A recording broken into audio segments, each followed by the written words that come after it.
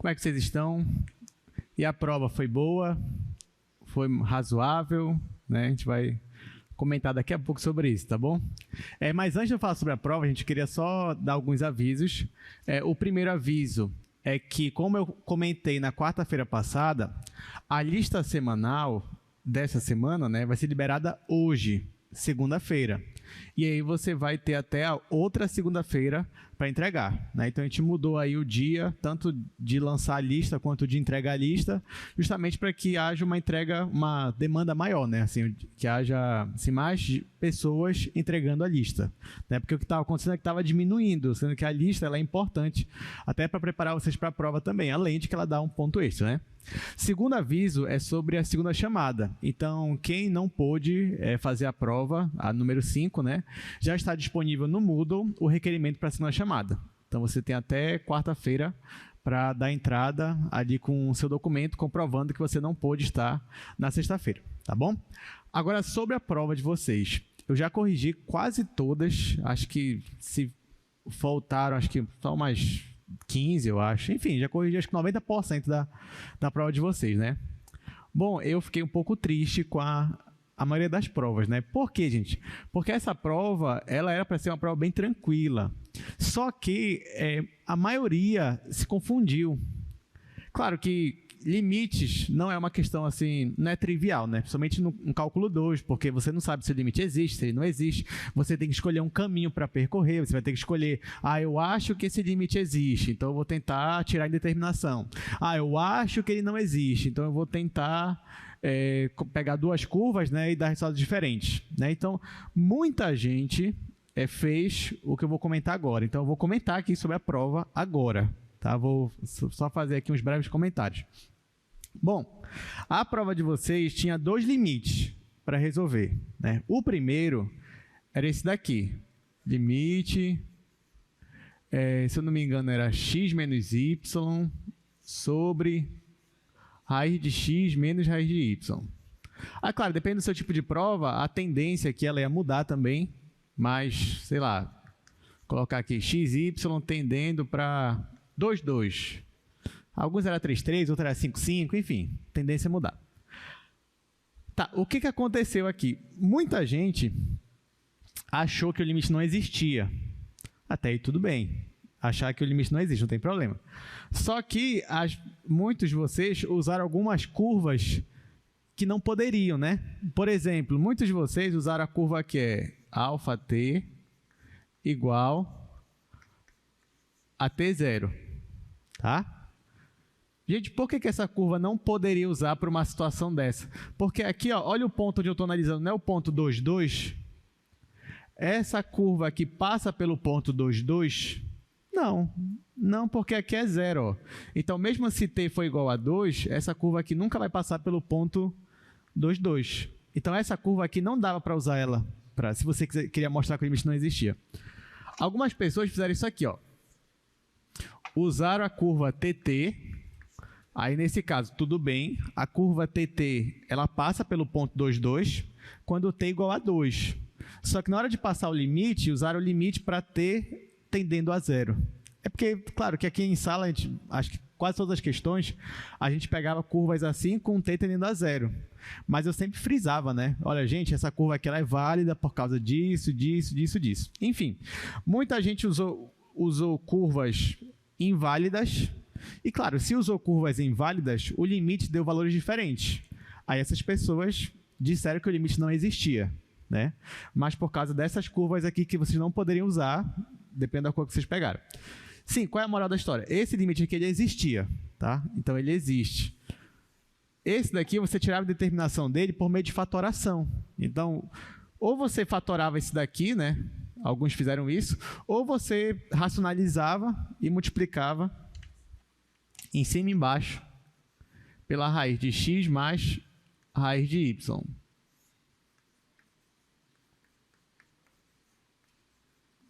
Aí você fazendo isso, você tira a determinação e você conseguiria aí a sua resposta. Então, o primeiro limite ele existia.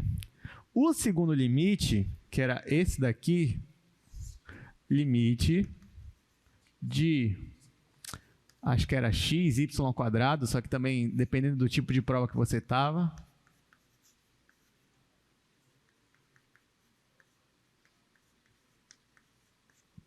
Era isso daqui. Gente, esse limite aqui ele também existia. A gente resolveu ele 2 vezes em sala, o mesmo limite, o mesmo. Né? Como é que você fazia? Você dividia isso aqui em 2 funções. Aí você escreve assim, y ao quadrado sobre x quadrado mais y ao quadrado. E aqui do lado de fora você escreve a x. xy tendendo a 0, 0.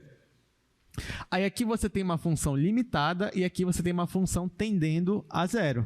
Então esse limite que ele existia, ele ia para 0. Tá? Mas você tinha que falar, pelo menos falar que isso aqui era limitado e isso aqui estava tendendo a 0. Só dizer que isso aqui é limitado não é suficiente, porque uma função ela pode ser limitada e o limite não existir. Então você tinha que falar que uma era limitada e a outra estava tendendo a 0. Aí quando combinava as duas coisas, o limite ia para 0. Tá bom? E é isso, né? Então espero que eu tenha esclarecido para vocês. Eu fiquei triste porque essa prova ela não estava difícil, realmente. Tanto que em sala a gente resolveu questões mais difíceis. Eu lembro que em sala a gente resolveu uma que tinha raiz quadrada, que era x quadrado mais y quadrado menos 1. Aí era uma coisa maior. O raciocínio era o mesmo, só que era uma coisa mais trabalhosa. A gente resolveu aqui em sala. Fora essas daqui também, que eu poderia ter passado uma que o limite não existia também e fosse mais trabalhoso. Enfim, gente. Então, só quero esclarecer aqui para vocês. Lembrando que isso, creio eu, né, assim foi por falta de prática também. Porque quanto mais você pratica, mais você se exercita, né? Você consegue olhar para o limite, pelo menos já ter uma noção se ele existe ou não existe, qual caminho você vai seguir. Outro fator também que eu acho que foi importante é que na aula de sexta-feira retrasada, muita gente não foi para a aula de monitoria, porque não ia ter prova, né? Foi prova só de segunda chamada. E nessa aula eu disse para vocês, gente, vai ser importante porque a gente vai resolver vários limites, vários. E praticamente a prova foi resolvida ali. Questões muito parecidas foram resolvidas, né? Então, por isso que eu digo, não faltem aula de monitoria, né? E pratiquem o máximo possível. E é isso. Então, pelo menos aí você já sabe mais ou menos sobre a prova de vocês, né? Então, vamos continuar agora a nossa aula de hoje. Lembrando que na aula passada a gente parou falando sobre diferencial. Então, eu vou só voltar rapidamente à definição de diferencial, porque a gente vai resolver 2 exercícios envolvendo esse assunto. Então, eu trouxe aqui de novo o slide da aula passada. Aqui nós temos só a definição, né, que nós já comentamos na aula passada. Então, o que é o diferencial? O diferencial, a gente define ele como sendo esta igualdade aqui, ou seja, é a derivada parcial em relação a x vezes dx. O que é dx, gente? É a variação em x. Então, se o ponto ele variou de 1 para 1,2 em x, então a variação foi 0,2. Tá? Aí, mais derivada parcial em relação a y vezes dy. O que é dy? É a variação no eixo y. Então, se no eixo y a variação foi de 5 para 4,9, então a variação foi menos 0,1. Tá? Então, o diferencial ou diferenciação total é dado por esta fórmula aqui. Lembrando que a gente usa ele principalmente para aproximar a variação na imagem. Então, uma função ela variou de um ponto para outro ponto. Dependendo da função, talvez seja muito trabalhoso para você calcular a variação usando a própria função. Então, para economizar tempo, ou caso você nem saiba como é a função direito, você pode usar uma aproximação, que é o diferencial. Então, aqui, por exemplo, é claro que você tem aqui o diferencial dz, ele é daqui para cá, ele tem essa distância. E aqui o ΔZ, que é a variação real. Claro que olhando para esses dois aqui, você percebe que ΔZ tem uma diferença muito grande, né, em questão de tamanho com dz. Mas isso porque eu estou longe do meu ponto. Quanto mais próximo do ponto aqui de referência, mais esses valores aqui eles vão se aproximar. E aí você vai conseguir usar o dz ao invés de usar o ΔZ sem problema nenhum. Por exemplo, exercício 2. Considere essa função aí. Letra A, determine a diferencial dz. Então, vamos lá, vamos resolver esse exercício 2 dessa parte. Você tinha f de xy é igual a x² mais 3xy menos y ao quadrado. Na letra A, ele quer só a diferencial dz. Tá, então, vamos resolver aqui, depois eu volto para o item B, para a gente ver o comando. Tá, ele me deu essa função aqui, que a priori é uma função simples, é uma função polinomial, né? Mas vocês vão perceber que mesmo sendo uma função polinomial, dá trabalho para você calcular uma diferença na imagem. Isso vai ficar mais evidente no item B. Mas, por enquanto, no item A, a única coisa que ele está pedindo é para a gente determinar o dz, ou seja, o diferencial. Então, você já sabe a fórmula, né? Então, dz, já sabe até como chega na fórmula. É a derivada parcial de f em relação a x vezes dx, ou seja, é a variação instantânea aqui, ó, é a taxa de variação em relação a x vezes a variação x, mais del f, del y, vezes dy. Ou seja, é a variação na direção y, taxa de variação instantânea, vezes o dy, ou seja, vezes quanto variou. Qual é a derivada parcial em relação a x? Vou calcular conforme a minha função aí. Então, vamos lá. Eu vou derivar isso aqui em relação a x. Claro que aqui vai ficar 2x, aqui vai ficar 3y e aqui vai zerar. Então, só esse daqui vai ficar 2x mais 3y vezes dx. Então, deixa o dx aqui. Mais, agora aqui a variação em y. Aí venho aqui, vou derivar isso aqui, vai ficar 0. Esse aqui vai ficar 3x e esse aqui vai ficar menos 2y. Então, eu vou ter 3x menos 2y vezes dy. Pronto. Acabou. Então, determinado o diferencial é basicamente você aplicar na fórmula do diferencial. Então, o item A ele já acaba aqui. Item B agora. Ó, no item B está dizendo assim, ó, x está variando de 2 para 2,05 e y de 3 para 2,96. Aí quer que a gente compare os valores de ΔZ e dz. Então, já vou escrever aqui que o meu dx ele está variando de 2,05 menos 2. Já o dy ele está variando de 2,96, na verdade de 3 para 2,96. Tá, bora vir para cá de novo, para o quadro. Olha só, aqui o meu dx é a variação em x. Então, eu coloco o ponto final menos o ponto inicial. O ponto final em x foi 2,05. Aí, menos o ponto inicial em x, que é 2. Já em y, o ponto final foi 2,96. E o ponto inicial é 3. Então, fazendo essa subtração, o meu dx, nesse caso, vai ser 0,05.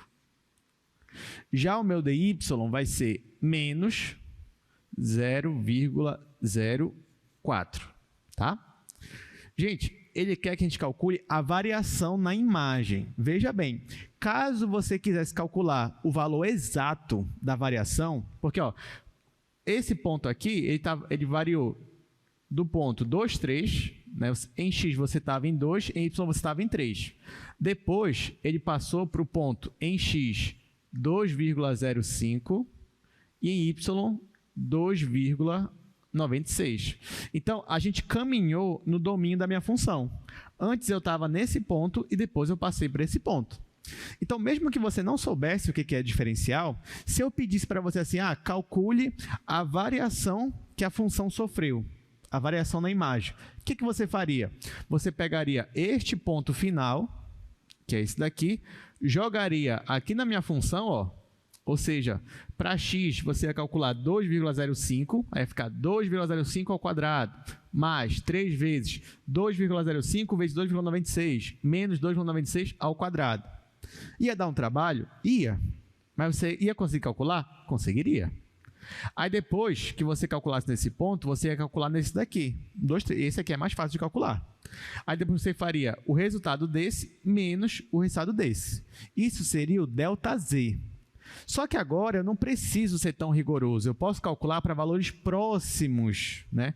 Então, ao invés de eu usar o ΔZ, que me daria um trabalho enorme, eu vou usar o dz, o diferencial, a diferencial dz, para calcular essa variação. É isso que eu estou fazendo aqui. quando vocês forem calcular isso daqui, vocês têm que entender quem é o ponto de referência, ou seja, quem é basicamente ponto inicial. Então, aqui, ó, o meu ponto inicial é o ponto 2 e 3. Então, 2, onde tiver x, eu vou colocar o 2, e onde tiver y, eu vou colocar o 3. Esse ponto aqui eu vou usar na fórmula, eu já vou usar esse ponto indiretamente, porque ele vai aparecer aqui no dx, ele já apareceu, por isso que deu esse valor, e esse ponto aqui já apareceu no dy, olha, apareceu bem aqui, por isso que deu esse valor. Então, na hora que você for jogar na expressão aqui do dz, na hora do x e do y, você vai usar esses valores aqui, ó. E na hora do dx e dy, você vai usar esses valores aqui. E aí você vai obter o resultado. Então, ó, como é que vai ficar? Vai ficar dz igual. Aqui vai ficar 2 vezes x para a gente é 2, então vai ficar 2 vezes 2, mais 3 vezes 3, aí vezes dx. dx é 0,05. Eu já posso escrever aqui, ó, 5 sobre 100, né? Que é a mesma coisa. Isso é a mesma coisa que isso. Aí aqui, ó, mais esse valor. Só que aqui o dy, ele é negativo. Então, já que vai ficar mais com menos vai dar menos, então já vou colocar o menos aqui, tá bom? Só para a gente economizar espaço. Então, aqui vai ficar menos, aí vai ficar 3 vezes x, x é 2, então vai ficar 3 vezes 2, menos 2 vezes y, só que o y é 3, então vai ficar 2 vezes 3, vezes dy é isso daqui, então vai ficar 4 sobre 100. Só que bem aqui, ó, 3 vezes 2 é 6. 2 vezes 3 é 6. 6 menos 6 é 0. Então, isso daqui vai zerar. Tudo isso daqui. Aí, eu vou ficar só com isso daqui. 2 vezes 2 é 4. 3 vezes 3 é 9. 9 mais 4 é 13. Aí, vai ficar 13 vezes 5. Então, dz é igual a 13 vezes 5 dividido para 100. 13 vezes 5 é 65. Dividido para 100, eu posso escrever assim, ó, 0,65. Ah, professor, mas eu achei trabalhoso. Mas trabalhoso ia ser o ΔZ. ΔZ ia ser uma coisa bem trabalhosa mesmo.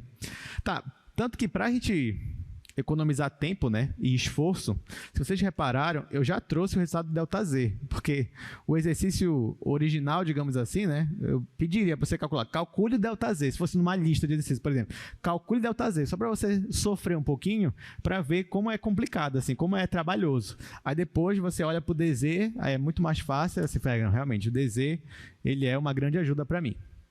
Tá, bora comparar, bora voltar para o slide só para comparar os resultados, que lá eu já coloquei a resposta. Ó, o ΔZ é 0,6449. Vou escrever bem aqui, ó.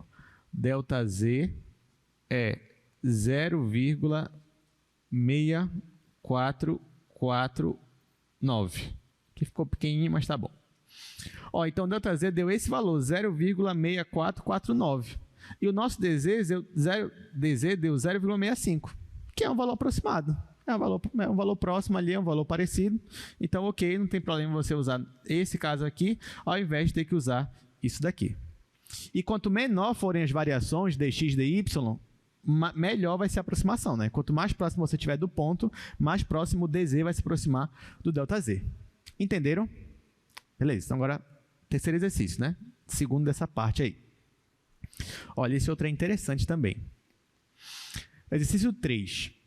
Aí diz, foram feitas medidas do raio da base e da altura de um cone circular reto. Aí nós obtivemos 10 centímetros para o raio e 25 centímetros para a altura. Isso do cone, né? Só que isso aqui tem um possível erro de, no máximo, 0,1 centímetros. Aí vem agora a questão. Utilize a diferencial para estimar o erro máximo cometido no cálculo do volume do cone. Então, vou só colocar aqui as informações e a gente já vai comentar sobre essa questão. Exercício 3. O raio foi de 10 centímetros. A altura, 25 centímetros.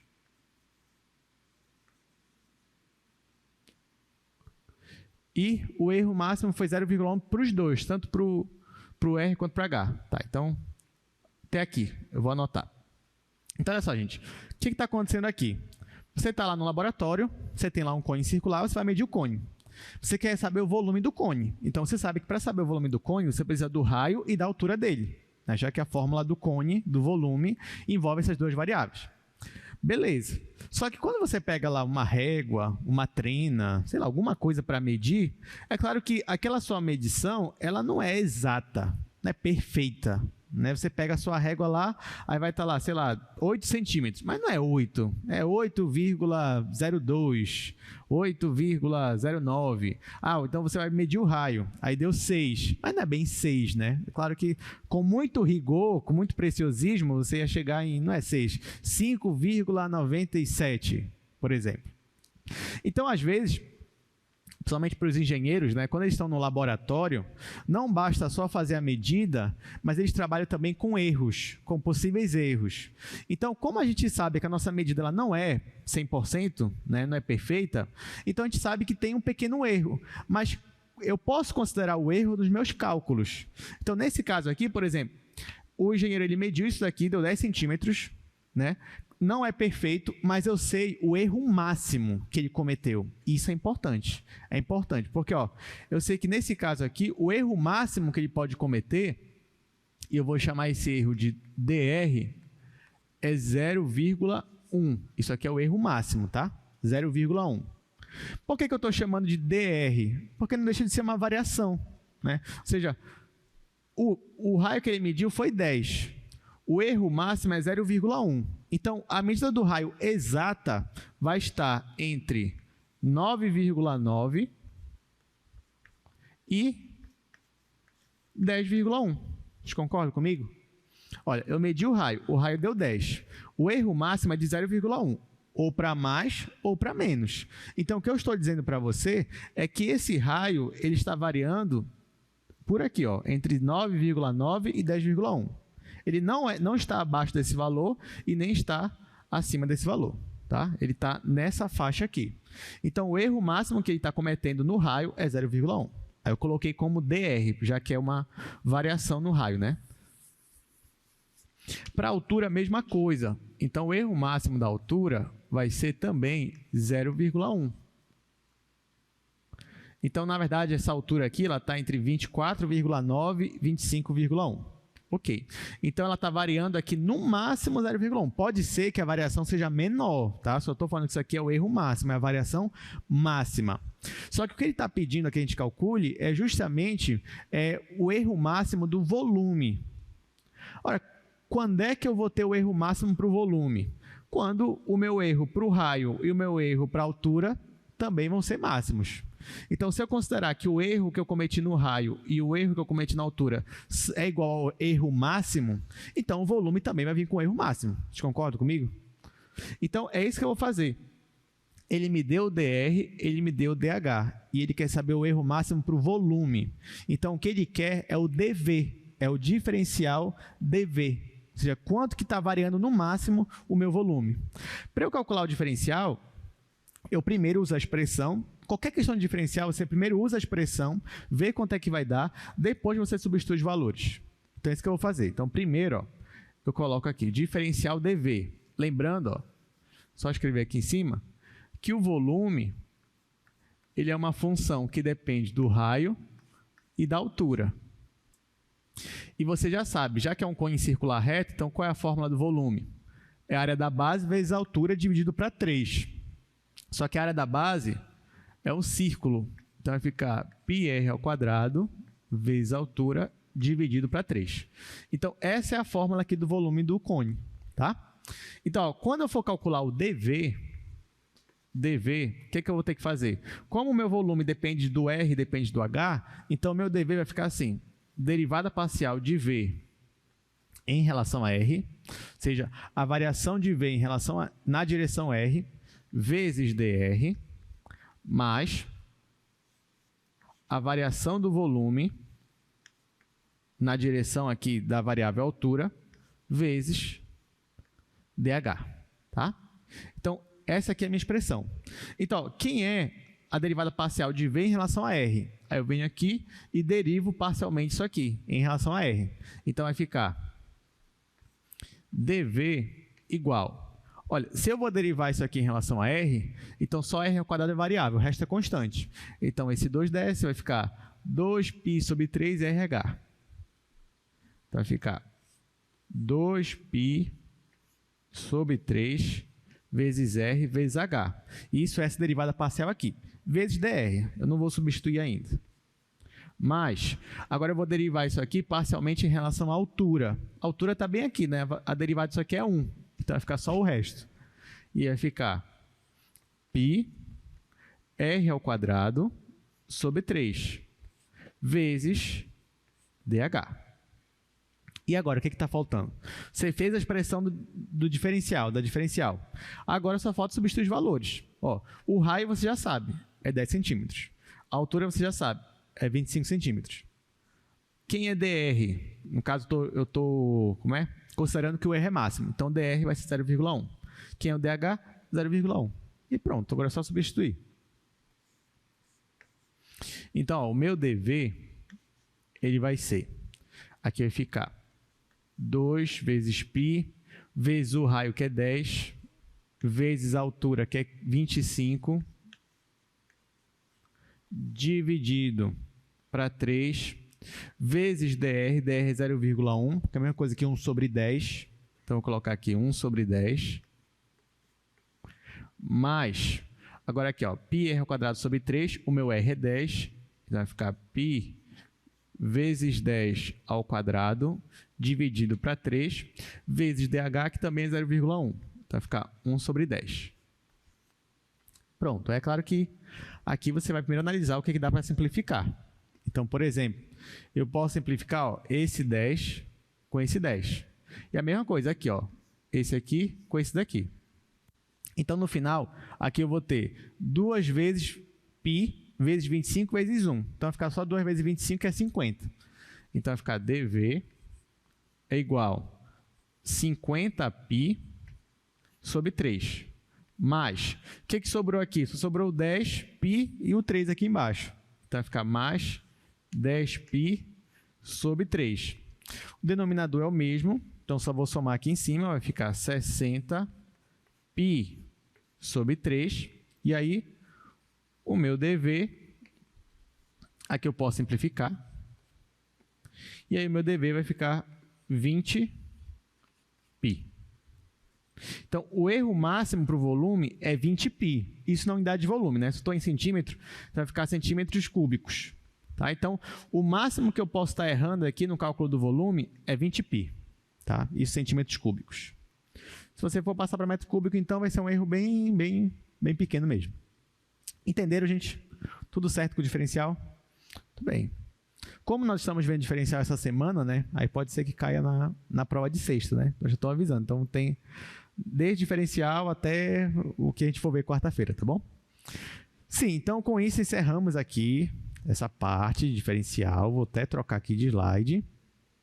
Vamos para a nossa aula de hoje. E qual é o assunto de hoje? Hoje nós vamos falar sobre derivada direcional. Nossa aula 17. Tá, então, vou dividir essa aula aqui em duas partes. Ó. Primeiro a gente vai comentar um pouquinho sobre taxas de variação. E por último a gente vai falar sobre a direção de máxima variação de uma função.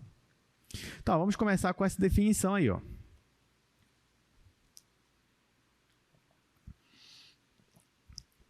Então, digamos que você tem uma função diferenciável, ela tem duas variáveis, e diz o seguinte, ó, se há uma variação para pontos no domínio de f, passando de um ponto P para um ponto Q, então a taxa de variação média dessa função por unidade de variação no domínio é dada por isso daqui. Tá? Então, isso aqui nada mais é do que eu estou definindo o que é uma taxa de variação média, só que agora para o cálculo 2, para uma função em particular de duas variáveis. Então, eu vou comentar um pouquinho, né, de onde veio essa definição, para a gente entender melhor. Mas você lembra o que é taxa média de variação, né? Pensa na velocidade média do cálculo 1, pensa na aceleração média.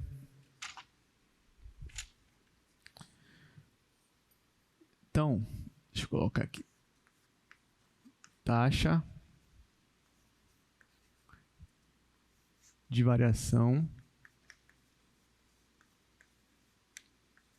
média. Tá, então vamos tentar organizar aqui nossas ideias para taxa de variação média. Bom, digamos que a gente tem uma função, né? Uma função de duas variáveis. Então, se tem uma função de duas variáveis, a imagem dela é uma superfície, né? O gráfico dela, a imagem não, desculpa, mas o gráfico dela vai ser uma superfície. Então, digamos que eu tenho uma superfície aqui. Fazer uma superfície aqui. Deixa eu desenhar aqui os eixos, tá? E aí essa superfície, essa é a nossa superfície, mas claro que ela tem um domínio aqui embaixo, né? Nosso domínio está no R2. Então, digamos, olhando aqui para o R2, digamos que o nosso domínio é mais ou menos assim. Tá? Pronto. Então, ó, eu tenho uma superfície e aqui embaixo eu tenho o domínio dela. O que eu vou fazer, na verdade, eu vou fazer uma variação aqui no meu domínio, e aí eu tenho que ver como é que ela vai variar aqui em cima, no gráfico dela. É isso que eu quero fazer. Então, ó, só que aqui no meu domínio, vocês percebem que o domínio ele é um plano. Se a função é de duas variáveis, o domínio é um plano. Então, ó, eu vou variar aqui no meu domínio, só que eu não vou variar assim, ó, por exemplo, eu poderia passar desse ponto, eu quero passar desse ponto aqui para esse ponto aqui. Um exemplo. Claro que eu poderia passar assim, né? Tudo bem. Poderia também caminhar assim. Poderia caminhar assim. Enfim, tem vários jeitos de eu caminhar. Só que quando a gente considera a taxa média, o que a gente considera na taxa média, né? Por exemplo, tu vai calcular a velocidade média. Para ti, só interessa o quê? A posição final, a posição inicial. Não é verdade? Como você chegou lá, não. Né? Então, aqui é a mesma coisa. Então, ao invés de eu pegar um caminho curvo, eu vou pegar um caminho reto. Então, ó, pense que eu tenho aqui um ponto, vou colocar aqui ponto P, vou chamar esse aqui de ponto P, e vamos dizer que eu tenho uma reta passando por aqui, por esse domínio. Então, fazer uma reta aqui.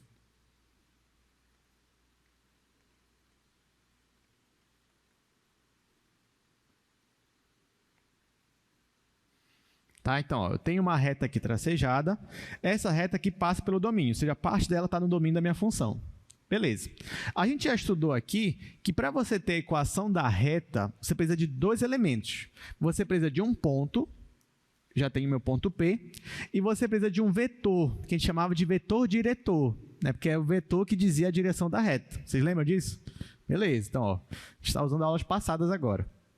Então, digamos que eu tenho um vetor que tem a mesma direção dessa reta. Eu vou chamar esse vetor aqui de vetor U. Tá? Então, eu tenho um ponto P e eu tenho um vetor U. Digamos que a variação do meu domínio, ou seja, eu quero passar do ponto P para o ponto Q. Pronto. Então, ó, veja bem, eu estou no domínio da minha função, eu quero passar do ponto P para o ponto Q. Então, eu vou ter uma variação no meu domínio, certo? Para essa variação, ou seja, quando eu passo de P para Q, como é que se comporta a minha função aqui? Qual é a variação na imagem dela, por exemplo? O que a gente vai fazer aqui? Vamos lá. Bom, vamos dar nomes aqui, né? Vamos dizer que o ponto P, ou melhor, vamos dizer que o meu vetor U é um vetor AB. A e B são conhecidos, tá? Eu sei quem são esses números. O meu ponto P é um ponto x0, y0. Também é um ponto conhecido. Então, eu sei quem é esse ponto e eu sei quem é aqui, ó, o meu vetor AB. Se eu tenho um ponto e se eu tenho um vetor, eu consigo a equação da reta, ou seja, todos os pontos que estão aqui nessa reta tracejada que eu fiz.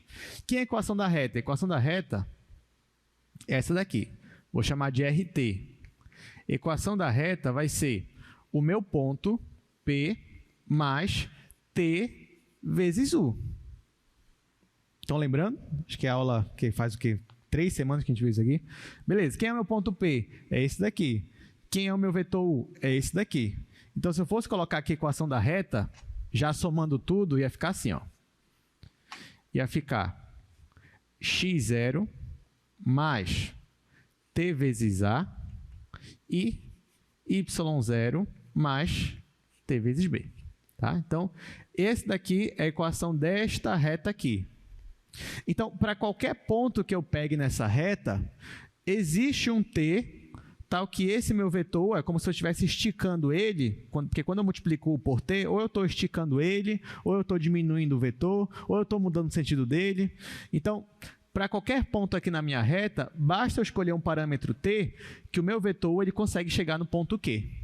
Tá? Então, nesse caso aqui, ó, já que o meu ponto P é o meu ponto inicial, digamos assim, é quando t igual se t igual a 0, o meu ponto aqui vai ficar x0, y0, que é o meu ponto P. Quem vai ser meu ponto Q? Ponto Q vai ser isso daqui, ó, Q. Espera que eu quero espaço. Vou escrever aqui o ponto Q. O meu ponto Q, ele vai ter a mesma formulação da minha reta. Né? Ou seja, ele vai ser x0 mais t vezes a, y0 mais t vezes b. Claro que a rigor mesmo, esse t não seria tão geral, né? Já que teria um valor certo de t para que p chegue aqui em q. Só que como o meu q também é um ponto digamos, arbitrário, desde que esteja na reta dentro do meu domínio, então posso escrever ele assim. Estão entendendo até aqui o que eu estou fazendo? Ó, tem a superfície, eu vou variar, vou fazer uma variação aqui no meu domínio. E aí eu quero entender como essa variação no meu domínio vai influenciar na variação da minha função. Se eu quero calcular uma taxa de variação média, já que eu tenho um ponto final e eu tenho um ponto inicial. Diferença da taxa de variação instantânea, porque na instantânea você só tem um ponto, né? É instantânea, naquele ponto acabou. Média não, você tem um ponto inicial de tempo e um ponto final de tempo. Tá? Então é isso que eu quero fazer. Ok, então pronto. Estou aqui com a minha reta, já sei quem é meu vetor U, já sei quem é meu ponto P, já sei quem é meu ponto Q. Agora eu quero analisar como é que esses meus pontos daqui estão influenciando aqui em cima no gráfico da minha função, ou na imagem da minha função. Como é que eu faço? Ora, se eu quero calcular só para os pontos que estão nessa reta aqui, eu quero calcular isso daqui, ó. Vou fazer aqui no outro quadro.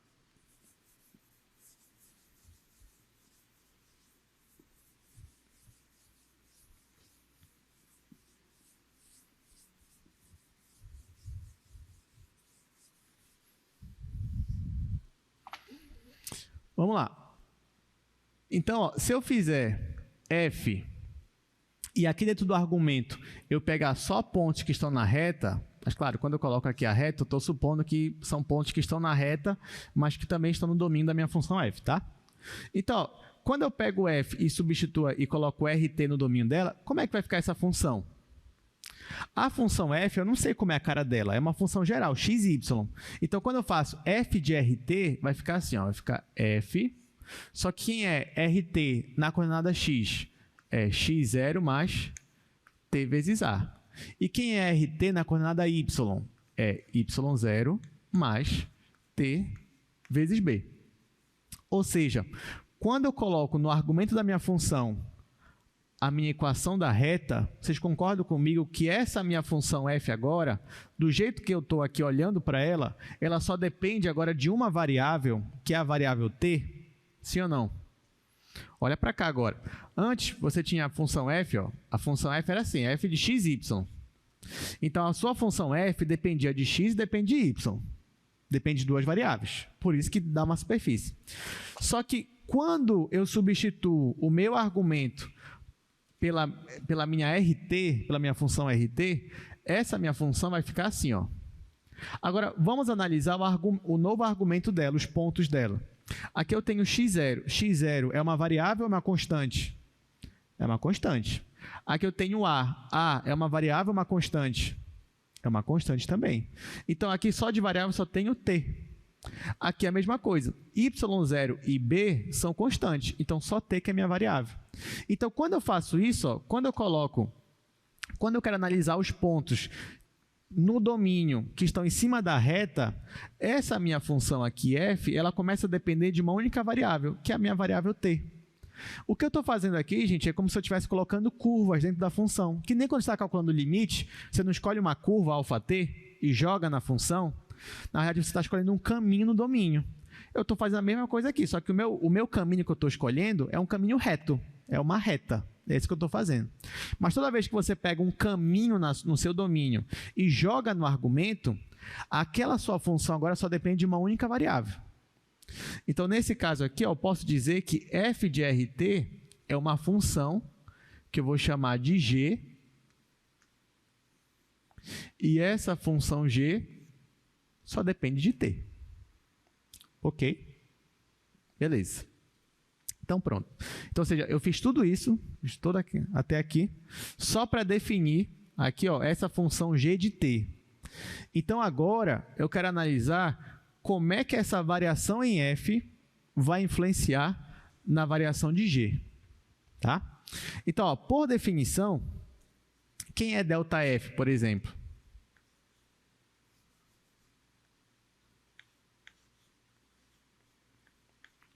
Quem é ΔF, por definição? É o valor da função no ponto final menos o valor da função no ponto inicial. O nosso ponto final e ponto inicial, eles estão bem claros aqui no outro quadro. O nosso ponto final é o ponto Q e o nosso ponto inicial é o ponto P.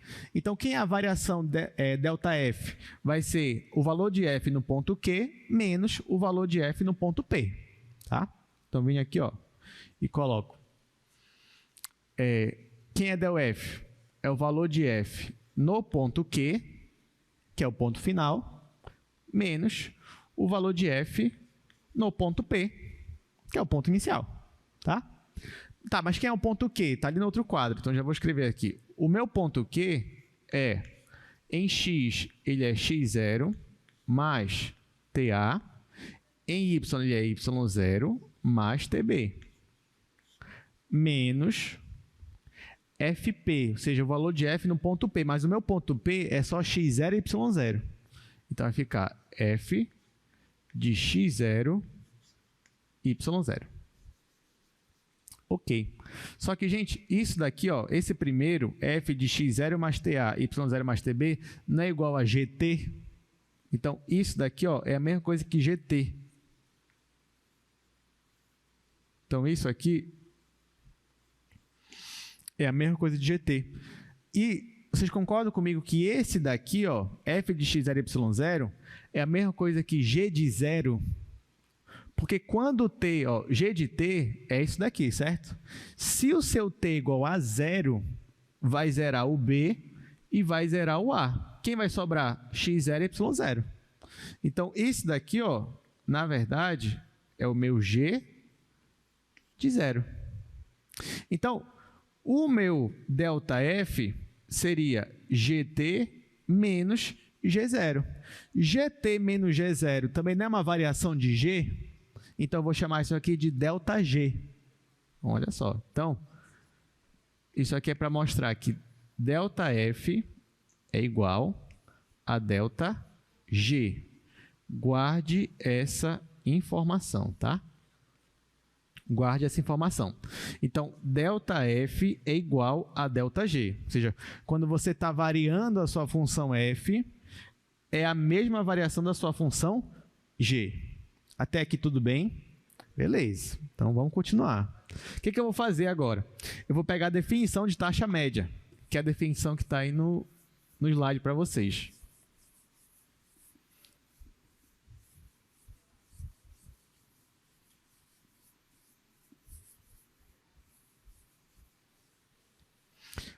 Deixa eu só voltar aqui rapidinho para a imagem. Olha só, gente. O que eu estou fazendo aqui? Primeiro que esquece por enquanto a minha função g. Se você for pensar um pouquinho mesmo, o que a gente está fazendo aqui, na verdade, é até simples, né, de entender. Porque o que eu estou fazendo aqui, na verdade, eu só estou pegando uma variação aqui no domínio. Sei lá, eu estava no ponto P e eu cheguei no ponto Q. Eu estava no ponto inicial, cheguei no ponto final. Beleza. Agora eu quero saber, quando eu faço isso, aqui na minha função, aqui em cima, aqui na superfície, aqui na imagem, quanto será que eu variei? Por exemplo, se eu variei 2 unidades aqui, e aqui, será que variou o dobro? Será que variou metade? Será que nem variou? Então, o que eu estou fazendo, na verdade, é pegando a taxa de variação, ou melhor, pegando a variação aqui do domínio, pegando a variação aqui da minha imagem e calculando uma taxa média de variação. O que é taxa média de variação? É quando você pega a variação na imagem dividido pela variação no domínio. É isso que você fazia no cálculo 1. Você queria saber, tinha uma função lá, que era uma função y. Y era uma função que dependia de x. Eu quero a taxa média de variação. Taxa média. Então, você pegava ΔY sobre ΔX. Não é isso que você fazia? Só que aqui no x não é o domínio da função. Y não era a imagem da função. Então, você pega a variação da imagem sobre a variação do domínio. Pronto. É isso que a gente está fazendo aqui agora. Só que agora a função ela tem duas variáveis. Então, por isso que fica algo assim, não tão simples, né, como era no cálculo 1. Mas a ideia é a mesma. Ou seja, para esse caso aqui, se eu quiser calcular a taxa média de variação, eu vou pegar a variação na imagem, ou seja, eu vou pegar ΔF, que é a variação da imagem, e dividir pela variação no domínio. Mas agora, o meu domínio está no R2. Então, como é que eu vou calcular a variação no domínio? Então, posso definir a variação no domínio como sendo a distância do ponto P para o ponto Q. Então, vai ser a variação da imagem sobre a variação do domínio. Então, a variação do domínio é a norma desse vetor aqui. Ou seja, é essa distância de P para Q. Então, isso aqui, por isso que a gente define taxa média de variação como sendo essa fração. Entenderam até aqui? Beleza. Então, agora eu vou usar isso daqui e eu vou comparar essa taxa média de variação quando eu substituo o f pelo g, pela minha função g. Tá? É isso que eu vou fazer. Então, vamos lá. Eu venho aqui, ó. Vamos lá. ΔF sobre norma de PQ. A gente vai calcular isso aqui. ΔF, eu já sei que é a mesma coisa que ΔG. É igual, que está aí no segundo quadro. Então, aqui em cima, ó, vai ficar ΔG. Aqui embaixo, eu vou ter que calcular essa norma. Norma é o quê? Né? Raiz quadrada de não sei o que, não sei o que. Pois é. Então, vamos lá. Raiz quadrada. Aliás, acho que só para ser mais rápido, vou fazer bem aqui. Quem é o vetor? Olha só, quem é o vetor PQ, gente? O nosso vetor PQ vai ser a coordenada Q menos a coordenada P, tá? Só que quando você faz aqui, ó, se você faz essa coordenada menos essa, quando você faz esse menos esse, ou seja, x0 mais TA menos x0, sobra quem? Sobra só o TA. Agora aqui, se você faz essa coordenada menos essa, esse vai eliminar com esse e vai ficar só TB. Tá? Então, na verdade, esse meu vetor aqui, PQ, é esse vetor aqui. É o vetor AT, BT. Tá? Então, quando eu for calcular a norma dele, vai ficar raiz quadrada de A ao quadrado vezes T ao quadrado mais B quadrado vezes T quadrado. Pronto. E agora? Continuo. Isso aqui vai ficar igual a ΔG. Aqui, ó, eu vou colocar o T quadrado em evidência. E vai ficar raiz de T quadrado vezes A ao quadrado mais B quadrado. Como aqui o T quadrado está em evidência, eu posso colocar ele aqui para fora, né? Vai ficar a raiz dele, que vai ficar módulo de T. Então, isso aqui vai ficar igual. Vou escrever aqui. ΔG em cima, dividido pelo módulo de T, raiz de A ao quadrado mais B quadrado. Gente, isso daqui lembra alguma coisa a vocês, ali daquilo que a gente colocou já? Raiz quadrada de A ao quadrado mais B quadrado. A e B são coordenadas de quem? Lá no início. De quem? É do ponto P? É do ponto Q? É de quem? É do vetor U. Então, vocês concordam comigo que isso aqui é a norma de U? É. Então, isso aqui vai ser igual a ΔG dividido pelo módulo de T vezes norma do meu vetor U. Ou seja, agora eu vou comparar aqui esse com esse. Vou colocar aqui embaixo. Ó. O que eu achei aqui? Que del F sobre norma de PQ é igual a delta G sobre módulo de T vezes norma de U. Até aqui vocês entenderam como é que a gente chegou aqui? Beleza, agora olha só que interessante. Isso daqui é a taxa média de variação da minha função f. E isso daqui? Se essa norma de U não estivesse aqui, vocês concordam comigo que delta aqui ia ficar a taxa média de variação da minha função g, quando t vai de 0 para t? Então, ó, se não tivesse esse meu vetor u aqui, do lado direito eu teria a taxa média de variação da minha função g. E aí a taxa média de variação de f ia ser igual à taxa média de g. Só que tem esse u aqui para atrapalhar, digamos assim. Aí eu pergunto assim, eu gostaria que esse u não me atrapalhasse. Eu posso supor alguma coisa para esse u aqui não me atrapalhar? O que vocês acham? Ah, professor, que ele vai ser 0. Não, porque se ele for 0, isso aqui não pode ser 0. Então, o que eu tenho que supor para esse u aqui não me atrapalhar? O aluno, quando é assim, o aluno gosta só de... Ah, professor, só tira ele e pronto, acabou. Mas eu não posso só tirar ele. Como é que você, entre aspas, né, eliminaria esse u daqui, essa norma de u? E eu deixo você supor alguma coisa com relação a u. O que você ia supor com relação ao vetor u? Para que ele não aparecesse mais aqui. Que o vetor u fosse unitário. Se o meu vetor u é unitário, então a norma dele é quanto? É 1, tá? Então, olha só, é que eu vou escrever aqui. Se u for unitário, então delta F sobre a norma do vetor PQ é igual a delta G sobre módulo de T. Ou seja, se eu estou supondo que o meu vetor é unitário, então quando você faz uma variação lá no domínio da f, é a mesma coisa que você estivesse fazendo uma variação naquela reta lá e olhando para a sua função g. Por que isso aqui é vantajoso para a gente? Porque ao invés de você trabalhar, se você pegar um vetor diretor que é unitário, então ao invés de você trabalhar com uma função de duas variáveis, para querer calcular a taxa média de variação, você pode trabalhar só com uma função de uma única variável, que é muito mais fácil. Você calcular a taxa média de variação de uma função de uma única variável. E outra, lá em cálculo 1, quando você tinha a taxa média de variação no cálculo 1, você conseguia também a taxa instantânea de variação, a taxa de variação instantânea. Como é que você conseguia? Quando ΔT ia para 0. Ou seja, quando você tinha isso aqui, ó, limite de ΔY sobre ΔX, quando ΔX ia para 0. Não era assim que vocês faziam lá?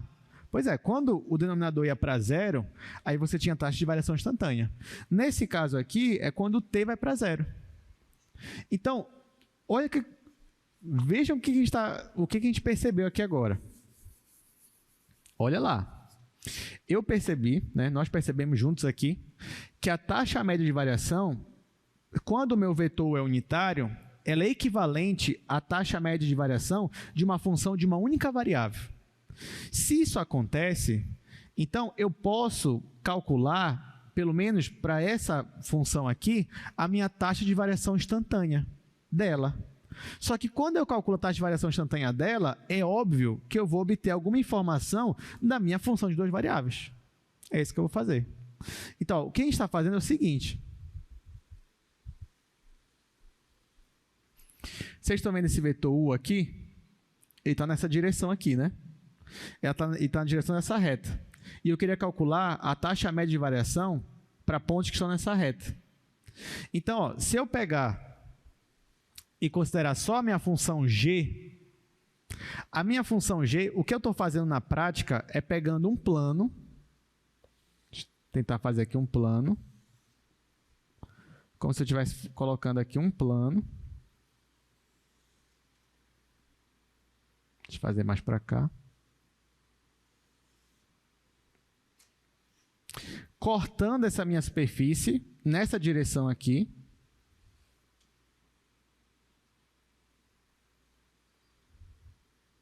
É como se eu estivesse pegando um plano, cortando a minha superfície, e quando eu corto a minha superfície e olho para o meu plano, ele forma o quê? Ele forma um desenho. Só que a gente já fez isso antes. Quando foi que a gente fez isso antes? Você tem uma superfície, corta a superfície e olha o desenho. Nas derivadas parciais. Aqui eu estou fazendo a mesma coisa. Eu estou fazendo um corte no plano, eu estou fazendo um corte aqui na minha superfície, está aqui o meu plano, eu vou fazer um corte nela. Quando eu faço um corte aqui na minha superfície, bem aqui vai formar um desenho. Nesse meu plano aqui, sei lá, vai formar algo assim, por exemplo. Sei lá, fiz o corte, olhei para a minha superfície, e esse corte aqui, ele vai me dar uma função de uma única variável. Com essa função de uma única variável, eu consigo calcular, por exemplo, a taxa instantânea de variação dela. O que eu estou dizendo aqui para vocês, vocês podem me perguntar assim, professor, mas a gente já fez isso lá em derivada parcial. Eu tinha uma superfície, fiz um corte na direção x e olhei para a minha função. Isso era a minha derivada parcial em relação a x. Depois eu fiz um corte na direção y, olhei para o desenho que ela formou, isso era a derivada parcial em relação a y. Só que parem para pensar um pouquinho. A derivada parcial em relação a x é quando você quer saber o quanto que a função está variando na direção x, certo? A derivada parcial em relação a y, você quer saber quanto a sua função está variando na direção y. Mas você já parou para pensar que não existe só direção x e direção y? Ó, por exemplo, aqui, a direção x é essa, a direção y é essa. Mas aqui no domínio, não existem só essas direções, existem infinitas direções. Por exemplo, essa reta que eu tracejei aqui, ela não tem a mesma direção do eixo x. E ela não tem a mesma direção do eixo y. Mas ela tem uma direção. E se eu quiser calcular a taxa de variação instantânea da minha função para essa direção, para a direção da minha reta, eu posso? Eu posso. Então, isso daqui que a gente está fazendo, que a gente está construindo juntos, é o que nós vamos chamar de derivada direcional. Ou seja, você tem uma função e você quer derivar ela, só que agora em qualquer direção, incluindo a direção x e a direção y. Então, ó, quem é essa derivada direcional? Trouxe aqui a definição para a gente. Então, se você tem f definido em um aberto, a derivada direcional de f em um ponto e na direção de um vetor unitário vai ser justamente esse limite aqui. Tá? Então, agora, nós estamos variando a minha função, só que agora em qualquer direção. Não mais na direção x, não mais só na direção y, mas na direção de qualquer vetor unitário. Então, você pega um desenho de uma função, faz corte nelas em qualquer direção, você vai ter desenhos diferentes, provavelmente, e para cada desenho você vai ter ali o coeficiente angular daquela reta, como a gente já está acostumado com o eixo x e eixo y. E é isso. Então, nós acabamos de generalizar essa ideia de derivadas. Tá, e aí? Agora que a gente sabe a derivada direcional, vamos calcular, né, algumas coisas. Por exemplo, assim, isso aqui é só uma observação que eu já comentei. A derivada direcional é vista como a taxa de variação instantânea da minha função, só que na direção e sentido do vetor u, não mais necessariamente no x ou no y, mas de qualquer direção. Ó, então aqui, por exemplo, você tem aqui uma superfície, essa superfície que está de azul. Aqui no domínio você tem um vetor u. Então agora você faz um corte, mas na direção do seu vetor u, que é um vetor unitário. Quando você faz esse corte, note aqui ó, que aparece um desenho na sua função. Só que esse desenho é uma função de uma única variável. Para um ponto específico, calcular a derivada direcional é justamente calcular o coeficiente angular dessa reta nesse ponto. Tá? Então é o que a gente já estava fazendo, mas numa direção de um vetor u. Exercício 1. Calcule a derivada direcional desta função aqui na direção desse vetor unitário AB. Isso aí é um vetor unitário geral, né? Então, bora ver como é que ficaria a derivada direcional para essa função. Vou apagar bem aqui.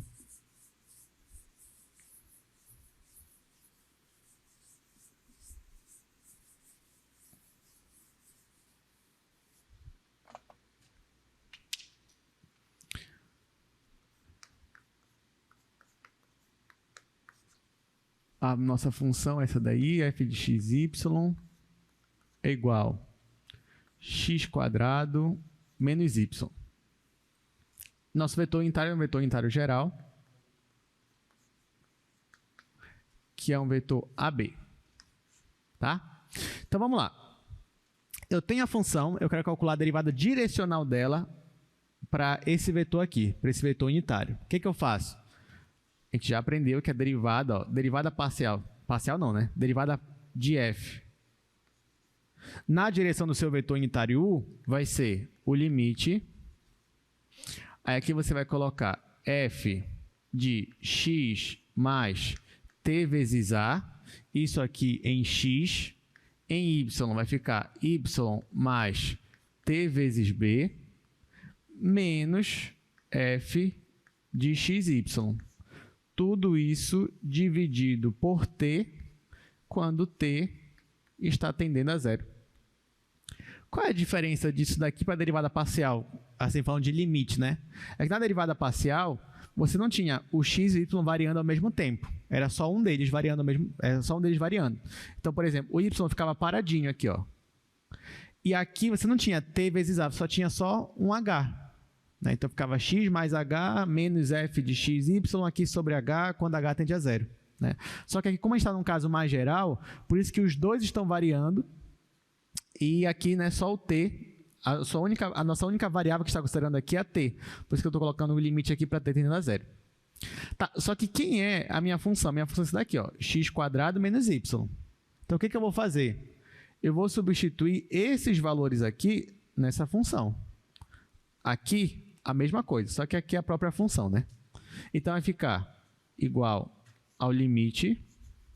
Vamos lá. No lugar do x, eu vou colocar x mais t vezes a. Então, vai ficar x mais t vezes a ao quadrado. X mais t vezes a ao quadrado.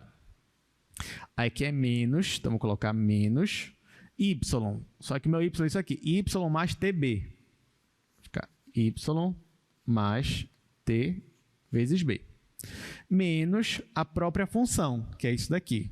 Então, vai ficar menos x² menos y. Aqui eu só estou colocando em parênteses, mas depois a gente vai trocar aqui os sinais, tá? Tudo isso dividido para t, quando t está tendendo a zero. E agora? Eu posso desenvolver aqui, né, essa minha expressão. Então, vai ficar quadrado do primeiro, mais 2 vezes meio pelo segundo, mais... Deixa eu ver se eu faço... Vou fazer aqui logo no outro quadro.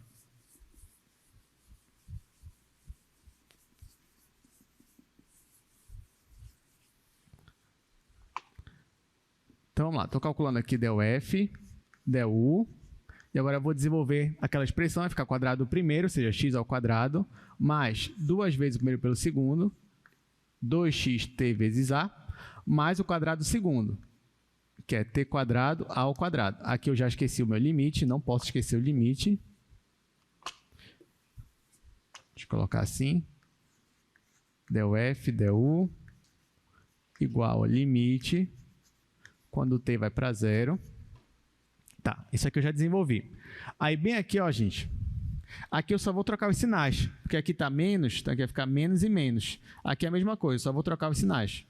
Então, vai ficar menos y menos t vezes b, e no segundo vai ficar menos x² mais y. Tudo isso dividido para t. Realmente não ia dar espaço ali, não. Tá, e agora? Professor, isso aí está muito feio. Não, mas dá para melhorar, né? O que dá para cortar aqui, ó? Eu tenho x² menos x². Então, simplifiquei. Aqui eu tenho menos y e aqui eu tenho mais y. Então, venho aqui, ó, simplifico esse com esse. Tá, o que sobrou? Sobrou isso daqui e isso daqui. Todas essas expressões têm t, ó. Aqui tem t, aqui eu tenho t e aqui eu tenho t. Então, o que eu vou fazer? Vou colocar o t em evidência. Então, isso aqui vai ficar igual ao limite. Colocando t em evidência, aqui vai ficar só 2xa, 2xa. Aqui vai ficar t vezes a ao quadrado, então mais t vezes a ao quadrado. E aqui vai ficar só menos b. Menos b. Tudo isso dividido para t, quando t está tendendo a zero. Claro que eu coloquei em evidência para tirar a indeterminação, porque agora eu posso simplificar t com t, e vai ficar o limite disso daqui. Só que o t só aparece aqui, ó. Quando o t vai para zero, isso aqui tudo vai para zero. Então, isso daqui vai para zero. E quem foi que sobrou? Sobrou só 2xa menos b. Então, pronto. Então, a derivada direcional daquela função para um vetor ali unitário é isso daqui, é 2xa menos b. Se o vetor u, olha só, se o meu vetor u fosse esse vetor aqui, gente, o 1 e 0, ou seja, o a é 1, o b é 0. Se o meu vetor u fosse 1 e 0, esse vetor é unitário, sim ou não? É, né? Beleza. Se fosse esse vetor bem aqui, ó, como é que ia ficar a derivada? Ia ficar 2x e aqui ia ficar 0, ia ficar só 2x. Só que 2x não é a derivada parcial em relação a x para aquela função? É. Se o meu vetor u fosse 0 e 1, aqui como é que ficaria? Ficaria aqui, ia ficar 0 e aqui ia ficar só menos b. Só que, nesse caso, aquilo lá não é a derivada parcial em relação a y? É, ou seja, as derivadas parciais elas estão aqui dentro também. Então, aqui eu fiz a derivada direcional, ela é mais geral, ela é para qualquer direção. Tanto a direção x, quanto a direção y, quanto qualquer outra direção, ela está aqui nesse pacote. Tá? Gostaram de derivada direcional? Assim, marginalizado, né?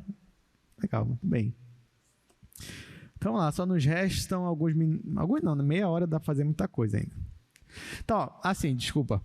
Aí você me pergunta, professor, que sempre tem aquela pergunta, né? Na prova, vou ter que fazer esses limites aí e tal, por definição, não sei o que, não sei o que. Principalmente para funções como essa, né? Porque ó, essa função aqui, ela é um polinômio também, né? Então, eu preciso fazer todo esse esforço aqui para calcular.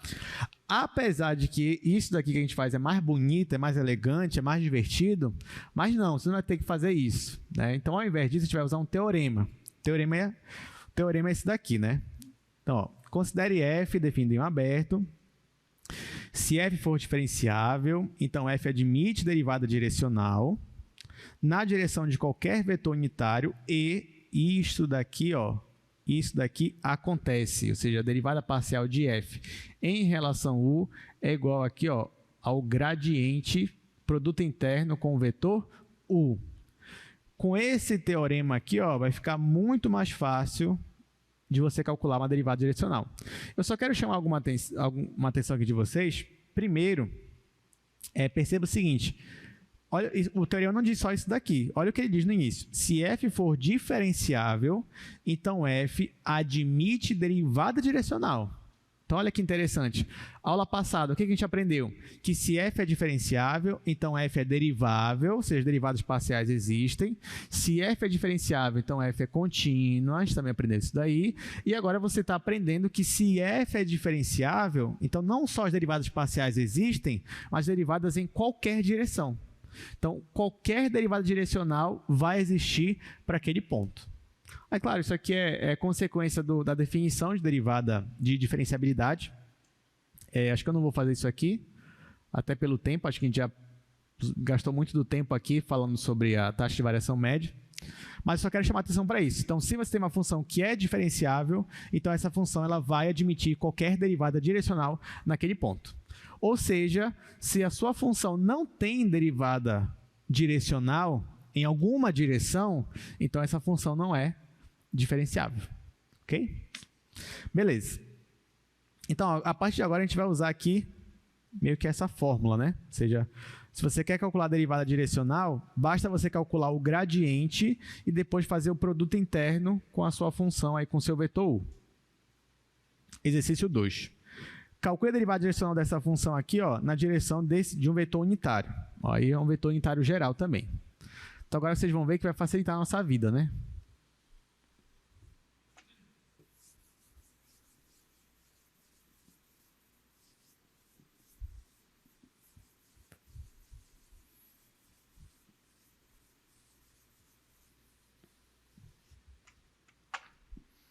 Exercício 2.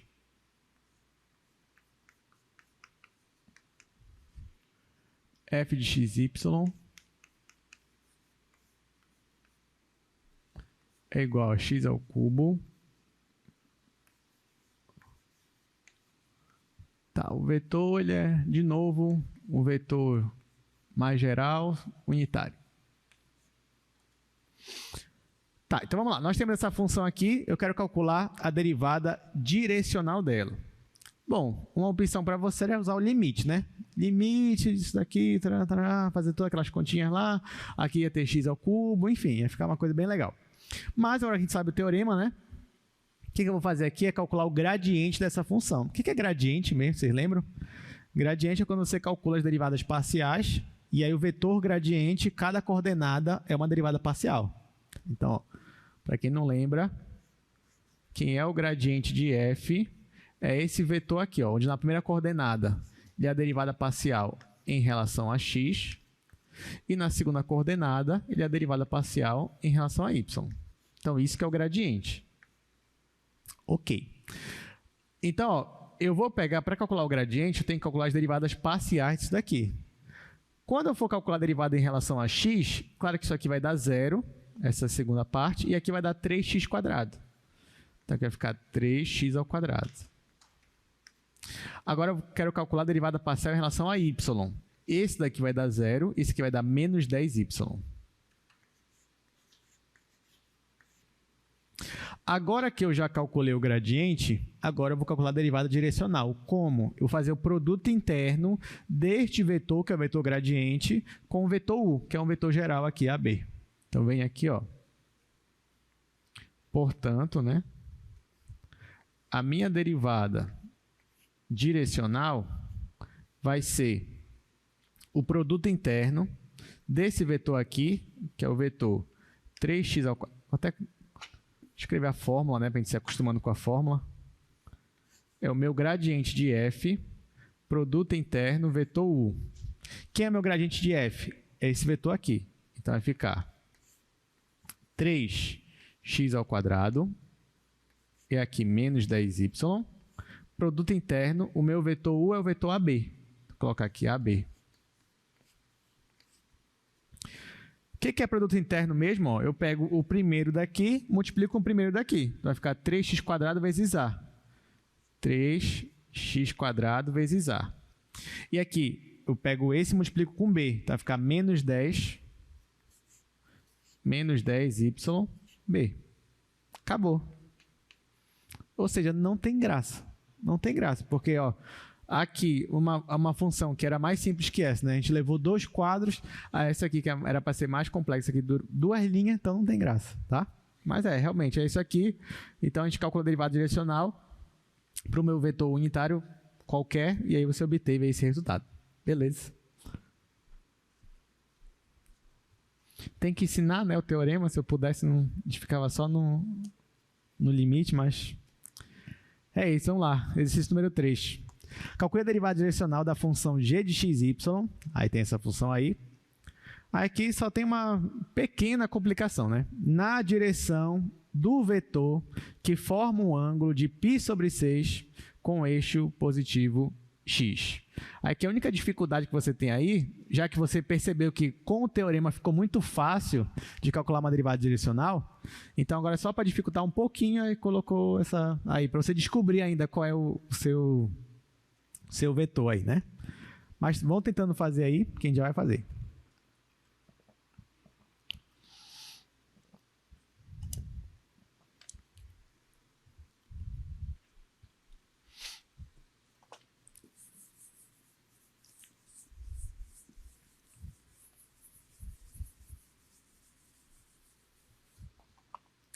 Exercício 3, né? Esse daí. Exercício 3. G de xy igual 3y² menos raiz de 3 vezes x² mais 4y. O vetor ele forma um ângulo de π/6 radiano Isso com eixo x, né? Que está escrito aí. Tá. Então, pronto. As informações estão aqui. A gente vai resolver. Ele quer a derivada direcional. Para eu calcular a derivada direcional, eu preciso da função para calcular o gradiente dela. Então, eu já posso calcular o gradiente a partir daqui, mas eu tenho que saber o vetor também. Quem é o meu vetor unitário? Ele não me disse quem é o vetor, mas ele me deu essa informação aqui. Qual foi a informação que diz no texto? Que o meu vetor ele forma esse ângulo aqui com o eixo positivo x. Então, por exemplo, se você imaginar aqui o plano cartesiano,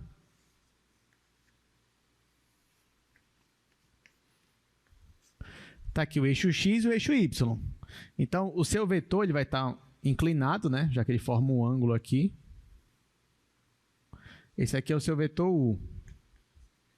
Aí diz que ele forma esse ângulo aqui, ó, π sobre 6, com o eixo x positivo. Então, esse ângulo está bem aqui, ó. π sobre 6 radiano. Ok. Agora, eu tenho que descobrir quais são as coordenadas aqui do meu vetor. Sendo que eu tenho duas informações dele. Eu tenho o meu ângulo, né? E eu tenho a hipotenusa. Professor, eu tenho hipotenusa? Tenho. Porque o meu vetor não tem que ser unitário. Então, quanto tem que ser essa diagonal aqui? 1. Para ser unitário tem que ser 1. Tá, só que aí o que você poderia fazer? Você poderia fazer aqui, ó, um triângulo. Você poderia fazer um triângulo, aqui era π sobre 6, a hipotenusa é 1, aí você quer descobrir aqui, esse aqui você pode chamar de A, esse aqui você pode chamar de B, aí você usa aqui a trigonometria para achar o A, achar o B, tá? Simples, né? Tá, só que eu não vou fazer assim, não vou. Vou ser mais esperto. Por quê? Ele não quer um vetor unitário que faça esse ângulo com o eixo x, então o meu vetor U, eu posso dizer que ele é isso aqui, ó, meu vetor U, ele é... Quem ele é no eixo x? Cosseno do ângulo. Quem ele é no eixo y? Seno do ângulo. Professor, mas esse vetor é unitário? É. Porque, ó, faz a raiz quadrada disso ao quadrado, mas isso aqui é ao quadrado. Não é o mesmo ângulo? Então, densidade trigonométrica fundamental, né? Cosseno de θ ao quadrado mais seno de θ ao quadrado é 1. A raiz é 1. Então, pronto, acabou. Aí você já tem aqui o seu vetor. O vetor que ele quer é esse. Claro que aqui eu também ainda vou substituir, né? Quanto é o cosseno de π sobre 6? Π sobre 6 é quantos graus? 30 graus. Então, quanto é o cosseno de 30? Raiz 3 sobre 2. E quanto é o seno de 30? 1 sobre 2. Muito bem. Então, aqui, ó, o seu vetor U, ele é raiz de 3 sobre 2... E aqui ele é 1 sobre 2. É claro que na hora que você fosse resolver daquele outro jeito lá, você ia chegar nesses resultados. Só que ia demorar um pouquinho mais. Aqui não, como você já está em cálculo 2, né, você fala, não preciso disso. Agora já aplica a densidade trigonométrica e já coloca aqui o vetor, pronto, acabou. Então, esse é o seu vetor. Tá, agora que você já tem um vetor, falta achar o gradiente da sua função. Então, para eu achar o gradiente, eu tenho que calcular as derivadas parciais disso daqui. Vou fazer aqui nesse espaço e no outro quadro a gente termina. Então, vamos lá. Eu quero a derivada parcial de g em relação a x primeiro, dessa função aqui. Se é em relação a x, então isso aqui vai zerar, isso aqui vai zerar, aqui vai ficar 2x, então vai ficar menos raiz de 3 vezes 2x. Tá? Tá, agora eu vou derivar em relação a y, né? Derivar g aqui, ó, em relação a y. Isso aqui é igual. Aqui vai dar 0, porque não tem y. Aqui vai ficar 6y e aqui mais 4. Então vai ficar 6y mais 4. Pronto.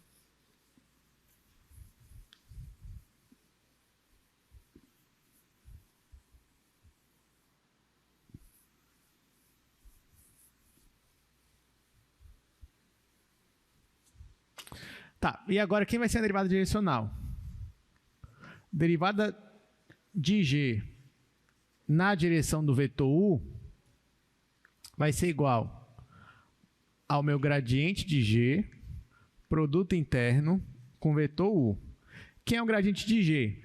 é o vetor formado pelas derivadas parciais. Então, em x vai ser menos raiz de 3, 2x.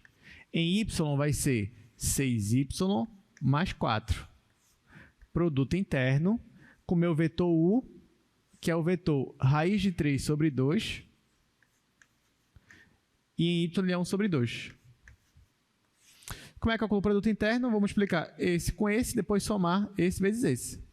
Então, ó, quando eu pego menos raiz de 3, 2x, e multiplico isso daqui, vai ficar menos raiz de 3, 2x, multiplicado com raiz de 3 sobre 2, mais esse vezes esse. Então, vai ficar 6y mais 4, tudo dividido para 2, né? Estou multiplicando por isso daqui. Tá, aqui, ó, posso simplificar esse 2 com esse 2. Raiz de 3 com raiz de 3 vai dar 3. Então, aqui vai ficar menos 3x. Menos 3x. E aqui? Aqui eu posso simplificar todo mundo, né? Dividir por 2 aqui. Então, vai ficar 3y mais 2. Acabou. Pronto. Mas, assim, sabendo aquela fórmula do teorema, né? Fica tranquilo. Acho que foi mais para o nosso vetor ali.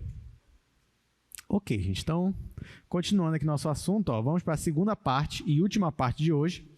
Nós vamos falar sobre direção de máxima variação. Tá? Olha só, direção de máxima variação. Porque, deixa eu até discutir um pouquinho com vocês antes aqui no quadro.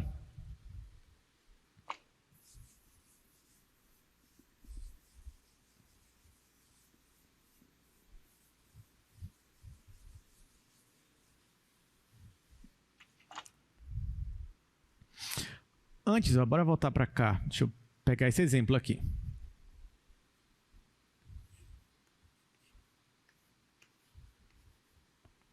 Olha só, gente. Isso aqui que a gente calculou foi a derivada direcional de g em relação àquele nosso vetor u lá. Ele nos deu um resultado. Nos deu esse resultado daqui, né? Nesse caso aqui, o seu vetor unitário u, ele não era um vetor geral. Você teve quem era o vetor u. O vetor u era... Cadê? Raiz de 3 sobre 2 e 1 sobre 2. Então, para essa direção, a derivada direcional é isso daqui. Agora, escolhe um ponto específico. Sei lá, escolhe para o ponto 1 em 1. Ponto 1 em 1 do seu domínio. Aí ia ficar menos 3 mais 3, ia dar 0, ia ficar 2. Escolhe para outro ponto agora nessa direção e assumir um valor. Agora, pense o seguinte, ó. Eu tenho a derivada direcional para esse vetor aqui, num ponto qualquer. Vamos fixar um ponto. Fixa um ponto, x0, y0. Fixa. E aí você ia ter o seguinte, ó. A derivada direcional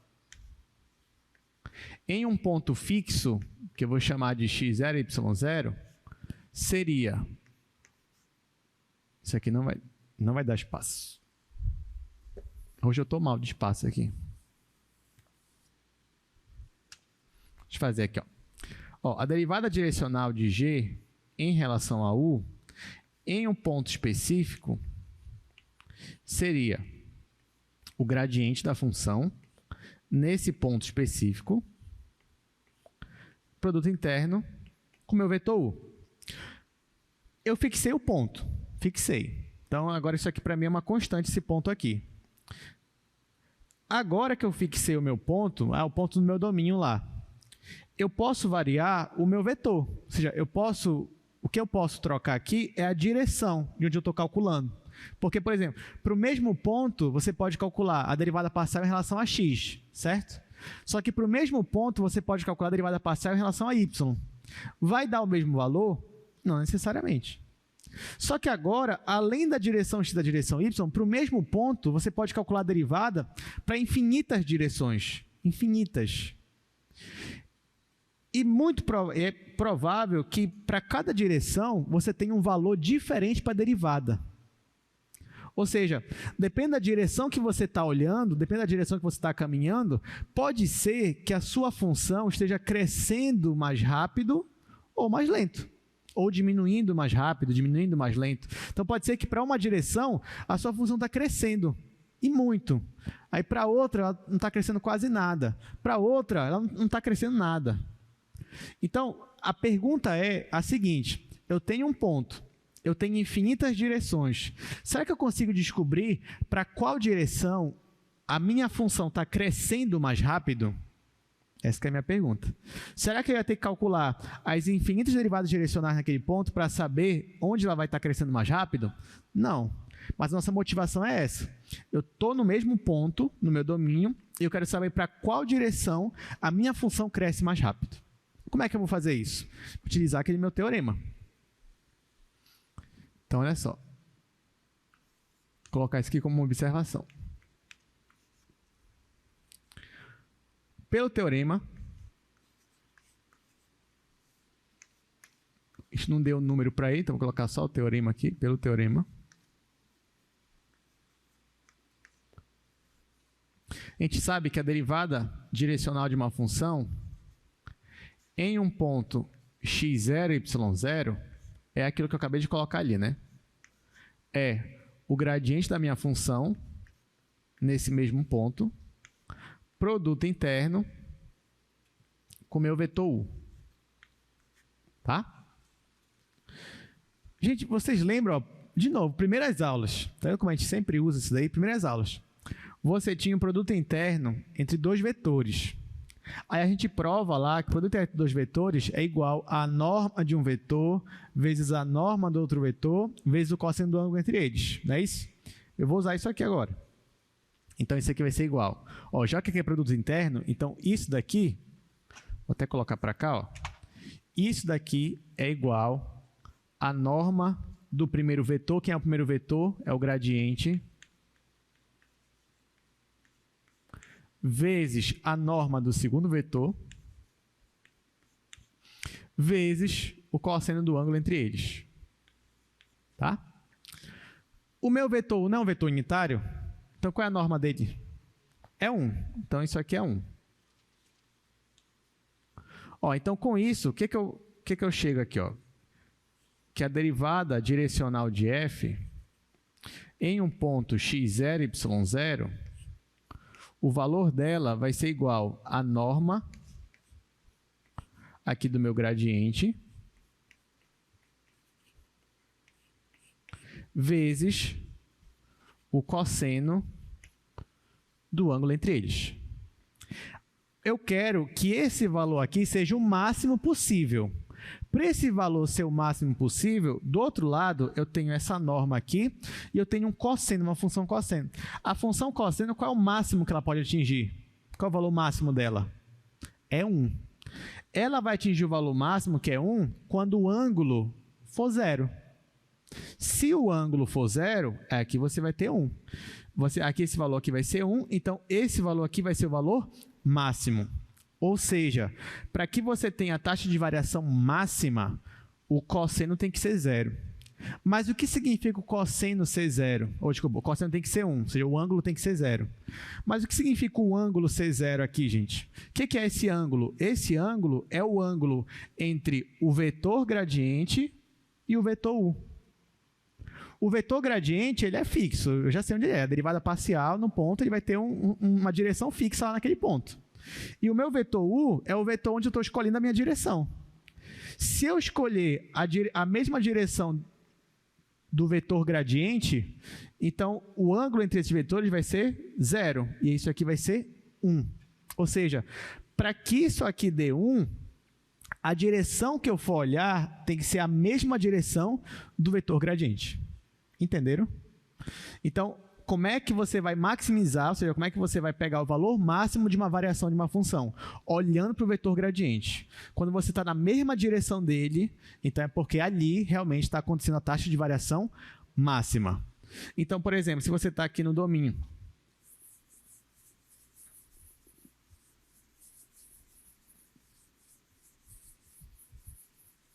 pense que você está no domínio da sua função aqui, ó.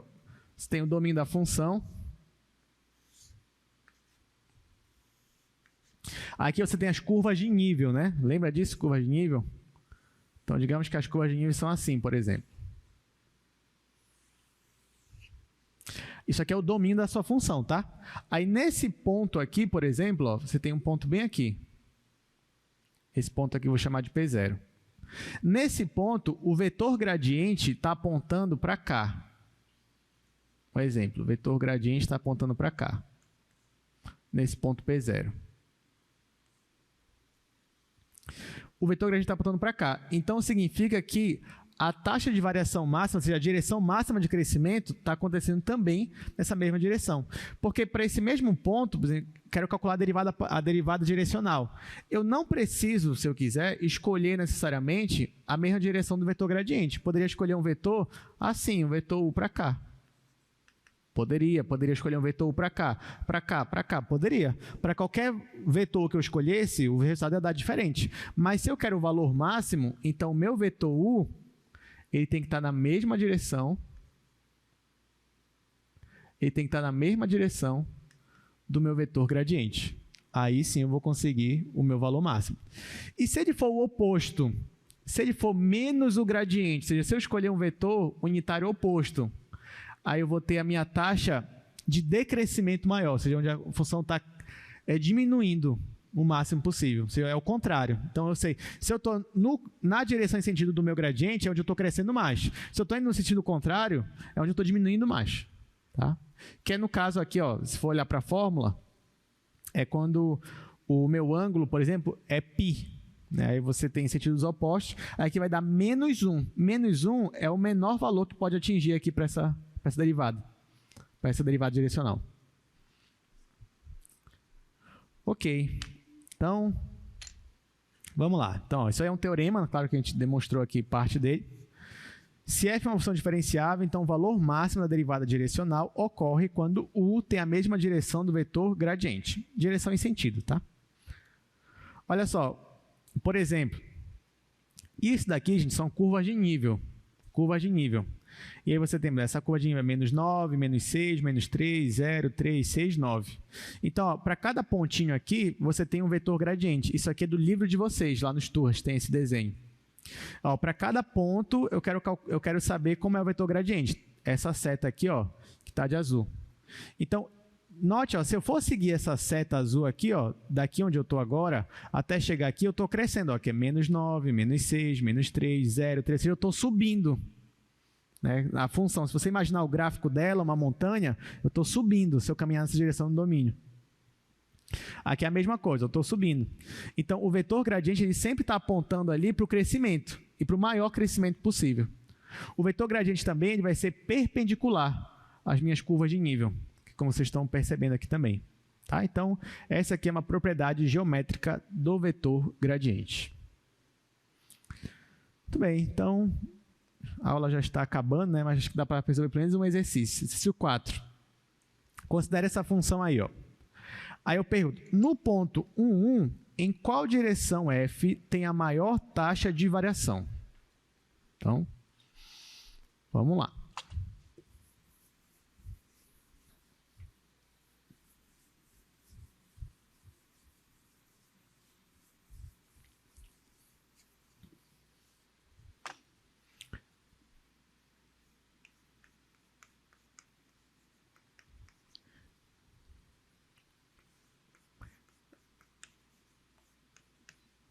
X² mais xy mais y, o meu ponto é o ponto 1 e 1.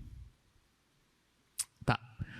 Então vamos lá. Primeira pergunta, ele quer saber em qual direção f tem a maior taxa de variação. Então a gente já aprendeu com o teorema que a direção de maior taxa de variação é a mesma direção do vetor gradiente.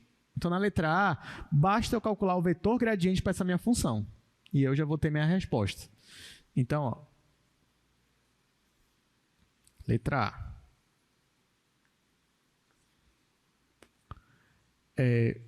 O meu vetor gradiente de f vai ser...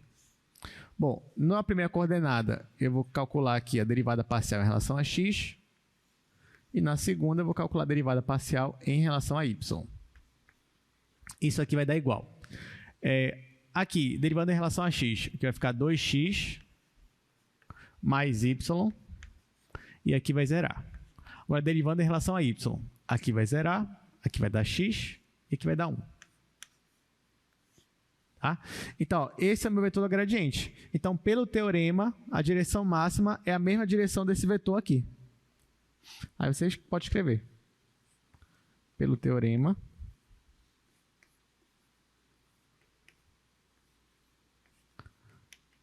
a direção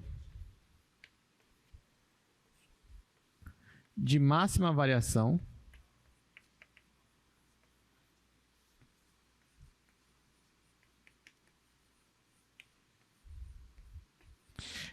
é a...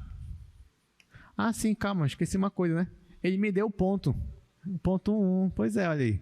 Então aqui, ó, faltou substituir no ponto 1, tá? Ele me deu um ponto específico. Então falta substituir. Tá? Para não perder o que eu escrevi já, vou colocar aqui do lado, tá? Então vamos lá.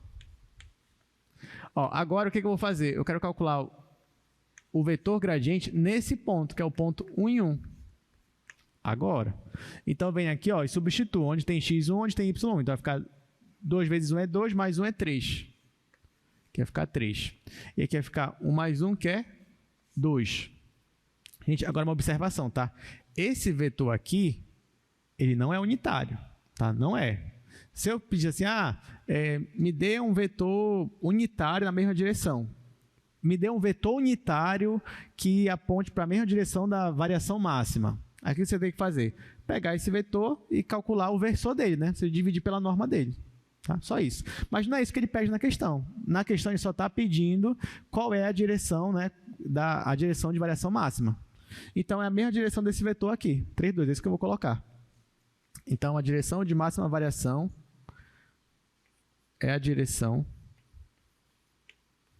do vetor, esse vetor aqui, né? 3 em x, 2 em y.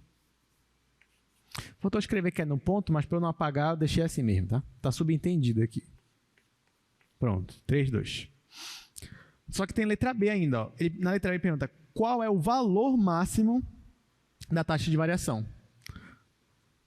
Porque ó, você tem já a direção, né? Agora você quer saber o valor máximo, só que eu volto para cá, ó. Se eu quero saber o valor máximo é quando esse cosseno aqui dá 1. E aí o que que sobra? Sobra só a norma do vetor gradiente. Então quem é o valor máximo? É a norma do vetor gradiente. Então falta só calcular aqui a norma do vetor gradiente. Ó, vai dar até para fazer aqui. Então, ó, o valor máximo de variação, na letra A ele só queria a direção de variação máxima. Na letra B ele quer esse valor. Então eu venho aqui, ó, e vou calcular a norma desse vetor. Qual vetor? Esse daqui. Aí eu venho, raiz 3 ao quadrado mais 2 ao quadrado. Isso aqui vai dar 9 mais 4 é 13. Então, o valor máximo de variação aqui, ó, é raiz de 13. Acabou. Então, bem simples. Você pega a direção é desse vetor. Qual é o valor? É a norma dele. Entenderam, gente? Alguma dúvida? Tudo certo? Tranquilo? Né? É isso, então. Na próxima aula, né, a gente vai continuar. A gente ainda vai resolver, acho que mais um exercício disso daqui. E a gente vai falar sobre extremos absolutos e extremos relativos. Então, quarta-feira, aula importantíssima também. Então, não faltem. Até lá. Obrigado pela presença.